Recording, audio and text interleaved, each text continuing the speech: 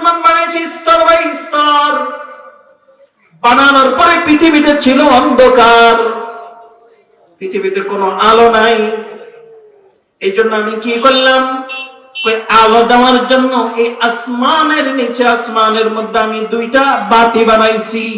একটার নাম হলো সূর্য, আরেকটার নাম হলো চন্দ্র। কি রে ভাই, আল্লাহু আকবার। খুব খেয়াল করবেন আল্লাহর পরিচয় কেমনে পাওয়া যায়। وفي كل شيء له آية تدل على أنه الواحد। কেমনে পাওয়া যায় আল্লাহর পরিচয়? এই সূর্যটা প্রতিদিন পূর্ব আকাশে অস্ত যায়, পশ্চিম আকাশে উঠে। যেদিন থেকে সৃষ্টি হয়েছে সেদিন থেকে চলতেছে, আজও পর্যন্ত চলতেছে। কিন্তু কোনদিন কেমন হয়েছে দেখেছো যে চলতে যায় সূর্যের লগে সংঘর্ষ হয়েছে? কি ভাই, চন্দ্র সূর্য সংঘর্ষ? আব্দুল্লাহ ইবনে মাসউদ থেকে একটা বর্ণনা, আল্লামা মাসউদ থানভী রাহমাতুল্লাহ আলাইহি বলেছেন, এই 500 বছরের পথ পাড়ি দিলে একটা জিনিস আছে যেটা একেবারে কঠিন পদার্থ, মানে শক্ত একটা জিনিস, ওইটার নামই হলো আসমান। ওইটা শেষ করার পরে আবার 500 বছরের একটা মহাশূন্য আছে। সেই মহাশূন্যটা পাড়ি দেওয়ার পরে আরেকটা জড় পদার্থ আছে, ওইটা হলো দ্বিতীয় আসমান। ওই দ্বিতীয় আসমানটা পার হওয়ার পরে আবার 500 বছরের আরেকটা পথ আছে, মহাশূন্য। সেই মহাশূন্যটা পাড়ি দেওয়ার পরে আরেকটা জড় পদার্থ আছে, সেটা হলো তৃতীয় আসমান। এভাবে যাইতে যেতে 7 আসমান। কিন্তু বিজ্ঞানীরা কি কয়? বিজ্ঞানীরা বলে আসমান বলতে কিছু নেই। তারা কয় যে মহাশূন্য এটাই আসমান। এটার প্রমাণ আমি একটা আর্টিকেল পড়েছি, আমেরিকান এক বিজ্ঞানী লিখেছেন, বাংলাদেশের একজন বিজ্ঞানী এটার অনুবাদ করেছেন। সেই অনুবাদটা আমি পরে যতটুকু বুঝেছি, যে যেটা তারা বলতে চায় সেটা হলো 1977 সালে, খুব খেয়াল করেন, আমেরিকান মহাকাশ গবেষণা সংস্থা নাসা আছে না, শুনছেন না? নাসা বিজ্ঞানের ছাত্ররা এটার নাম জানেন। তারা দুইটা মহাকাশ গবেষণা, এই সংস্থা দুইটা নভোযান পাঠাইছে। একটার নাম ভয়েজার 1 আর একটার নাম ভয়েজার 2। ভয়েজার 1, ভয়েজার 2 1977 সালে পাঠাইছে। উদ্দেশ্য কি? উদ্দেশ্য হলো আসমান খোঁজো, আসমান কোথায়। কথা বুঝতেছেন আপনারা? আমার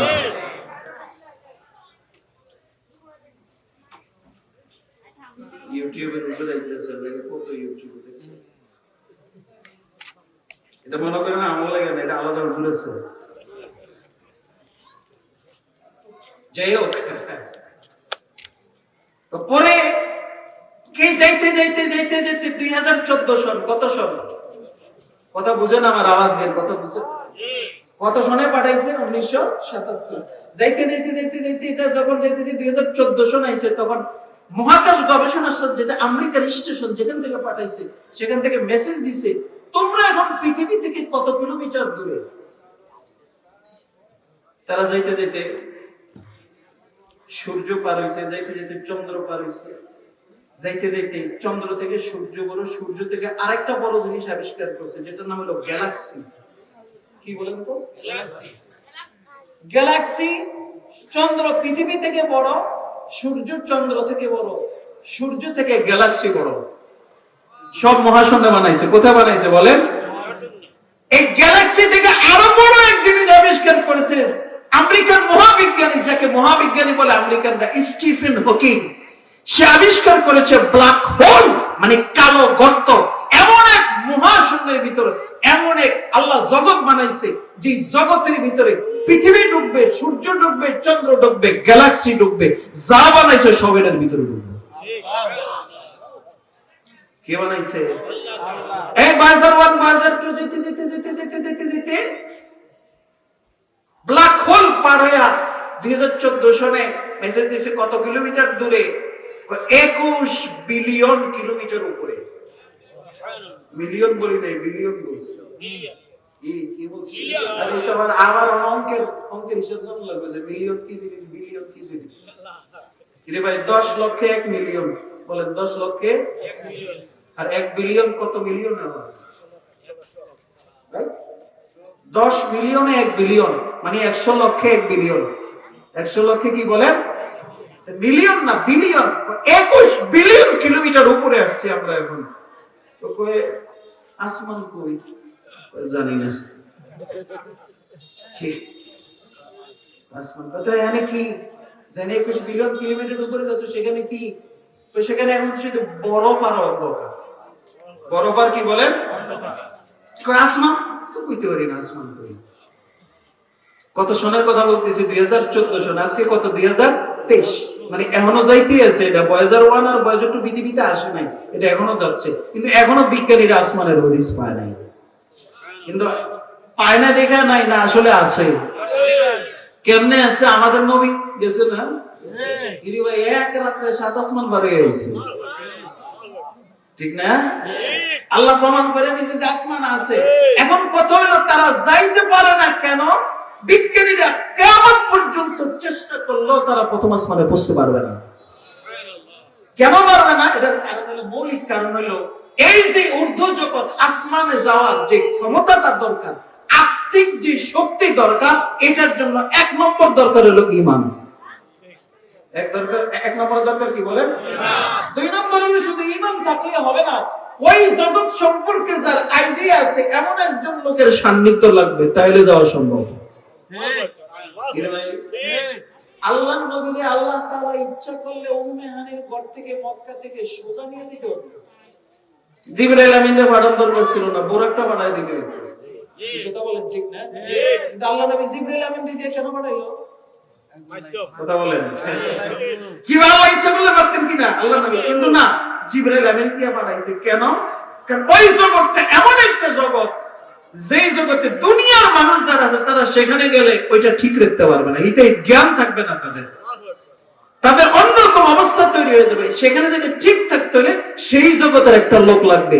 এই জন্য আল্লাহর রাসূলকে নেওয়ার জন্য জিবরাইল আমিনকে পাঠাইছেন, কারণ জিবরাইল আমিনের এই জগৎ সম্পর্কে তার আইডিয়া আছে।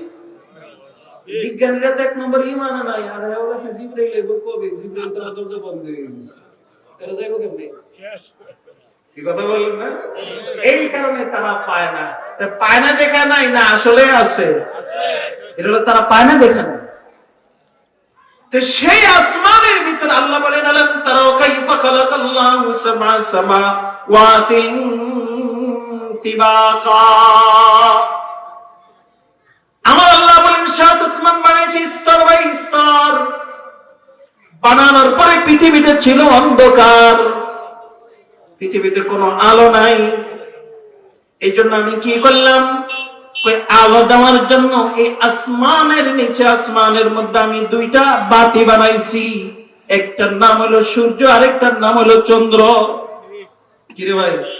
আল্লাহু আকবার, খুব খেয়াল করবে আল্লাহর পরিচয় কেমনে পাওয়া যায়। ওয়া ফি কুল্লি শাইইন লাহু আয়াতুন তাদুল্লু আলা আন্নাহুল ওয়াহিদু। কেমনে পাওয়া যায় আল্লাহর পরিচয়? এই সূর্যটা প্রতিদিন পূর্ব আকাশে অস্ত যায়, পশ্চিম আকাশে উঠে। যেদিন থেকে সৃষ্টি হয়েছে সেদিন থেকে চলতেছে, আজও পর্যন্ত চলতেছে। কিন্তু কোনদিন কেমন হয়েছে দেখেছো যে চলতে যায় সূর্যের লগে সংঘর্ষ হয়েছে? কি ভাই, চন্দ্র সূর্য সংঘর্ষ হয়েছে নি কোনদিন? কেন হয় নাই? এমনি এমনি কথা বলেন না, কেউ একজন আছে এটার পিছনে? হ্যাঁ, এই ভাই, বর্তমানে পৃথিবীতে ড্রোন বানায়, খুব খেয়াল করেন। যানবাহন 2 ধরনের হয়, একটা ড্রাইভার থাকে আর একটা ড্রাইভার থাকে না, ঠিক না? তো ড্রাইভার থাকলে এগুলোতে অ্যাক্সিডেন্ট হয়, আর ড্রোন যেগুলি ড্রাইভার থাকে না, এগুলো মাঝে মধ্যে একটার লোক আরেকটার লোকে লেগে যায়। কিন্তু দেখেন আজকে 1000 বছর, 7000 বছরের উপরে হয়ে গেছে। কবে বানাইছেন আল্লাহ? আল্লাহ ছাড়া কেউ জানে না। আমি আদমের হিসাব দিতেছি, আদম থেকে দিয়ে আমাদের এই 2000 এই কি বলে 24 সালের বয়সের হিসাব হলো 7500 বছর। এর আগে আরো কত আগে আল্লাহ বানাইছেন এই সূর্যকে। ওই দিন থেকে নিয়ে আজও পর্যন্ত কোনদিন দেখেছেন চন্দ্রের লগে সূর্যের লগে সংঘর্ষ হইতে? কেন মানে? এটা কি এমনি এমনি চলে না? পিছনে কেউ একজন আছে। কে তিনি? আল্লাহ। যদি আল্লাহ না করুক, আল্লাহ যদি এটা পরিচালনা না করতেন, যদি সংঘর্ষ হইতাম, উপায়টা কি হতো? উপায়টা কি হতো? পৃথিবী থেকে সূর্যটা 13 লক্ষ গুণ বড়। পৃথিবীতে সূর্যটা কত গুণ বড় বলেন? 13 লক্ষ গুণ বড়। যদি কোনোদিন সূর্যের লগে চন্দ্রটা টক্কর হয়ে যেত, অর্ধেক দরকার নাই, যদি এটা 13 লক্ষ টুকরে ধরি পৃথিবীর হিসেবে, যদি 13 লক্ষ টুকরে যদি হইতো, তাহলে একটা টুকরা যদি পৃথিবীতে পড়তো, আমাকে দশাটা কি হইতো? কি রে ভাই, একটা টুকরা পৃথিবীর সমান কিনা বলেন? তাহলে একটা টুকরা বললে তো আমরা অস্তিত্বহীন হয়ে যেতাম। কিন্তু না, কোনোদিন টক্কর হয় নাই, পৃথিবীতে আসাও নাই। এই টক্কর না হয়ে যে চলতেছে, এটা কে চালায়? এই জন্য তুমি চন্দ্রের দিকে, সূর্যের দিকে তাকাও, একটু গবেষণা করো, তাহলে তুমি আল্লাহর পরিচয় পেয়েছো। আর চন্দ্র কি? চন্দ্রটা কি? কোরআনে আসছে, ইয়াসআলুনাকা আনিল আহিল্লাহ। ও নবী, তারা আপনাকে চন্দ্র সম্পর্কে জিজ্ঞেস করে, যে দেখি কি কি জিজ্ঞেসে? মুহাম্মদ বলো তো, সূর্য সবসময় একরকম থাকে, কিন্তু চন্দ্রটা একরকম থাকে না, ঠিক না ভাই? কখনো ছোট, কখনো বড়, কখনো ফুল, কখনো অর্ধেক, কখনো 3 ভাগের 1 ভাগ, হয় কি হয় না বলেন? এরকম কেন? সূর্য একরকম, চন্দ্র আরেকরকম, এটার কারণ কি? তখন নবীরে যখন প্রশ্ন করছে, আল্লাহ কোরআন আয়াত নাযিল করে বলে, কুল হিয়া মাওয়াকিতু লিন-নাসি ওয়াল হজ।